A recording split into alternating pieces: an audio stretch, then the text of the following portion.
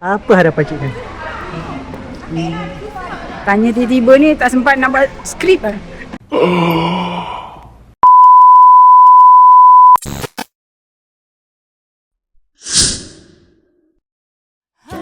Okey, Mak Ngah, sekejap je.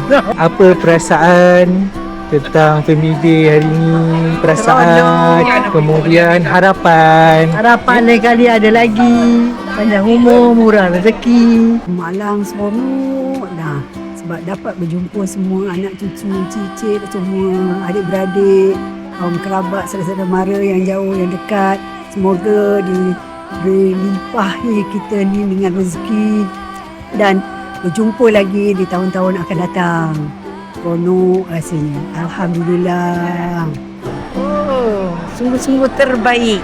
Kesenang nak berkumpul keluarga Haji Samsudin dan Haja Mina. Kecik berkulu dia. Dia payah kecek berkulu. Seronok-seronok. Lain kali insyaAllah tahun depan boleh kita buat lagi. Alhamdulillah, bersyukur kerana dengan acara ini kita dapat merapatkan silaturahim, mendekatkan yang jauh, dan rasanya semua gembira hari ini. Harapannya moga-moga tahun-tahun akan datang acara ini diteruskan lagi, InsyaAllah. Kalau panjang umur kita jumpa lagi. Bye-bye. Pandangan Cak Wi tentang Family Day hari ni? Patut dia buat selalu, sekurang-kurangnya setahun sekali. Bertukar-tukar tempat, jadi silaturahim menjadi lebih rapat dan erat. Sadaqallahul azim. Apa perasaan Pak Uda? Perasaan Pak Uda memang gembira dan memang patut selalu diadakan setiap tahun sebagai acara tahunan.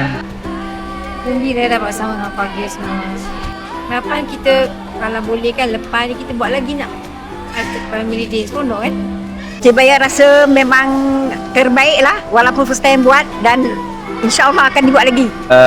Dengan adanya perkumpulan legasi Haji Samsudin dengan Haja Mina ni, saya rasa sangat banggalah dan gembira kerana kita dapat berkumpul beramai-ramai, anak-anak, cucu-cucu, saudara semua, adik-beradik dapat berkumpul, dan harapan saya supaya majlis ni diadakan lagi pada masa akan datang dan lebih meriah lagi rasanya, dan semoga dapat dikumpulkan lebih ramai lagi ahli keluarga yang ada. Pertamanya mak ucapkan syukur pada Allah kerana dengan izin rahmat dan kasih sayang Allah dia dapat mengadakan Family Day Haji Samsudin Haja Aminah bagi tahun 2026. Syabas dan tahniah kepada organizer. Kita berdoa semoga kita dipanjangkan usia, diberikan kesihatan untuk sama-sama menjayakan legasi Haji Samsudin pada tahun depan, supaya majlis ini dapat diteruskan untuk mengeratkan silaturahmi, memupuk kasih sayang dan juga kefahaman, dan mengeratkan lagi hubungan kita sekeluarga, insya-Allah. Tahniah semua, alhamdulillah.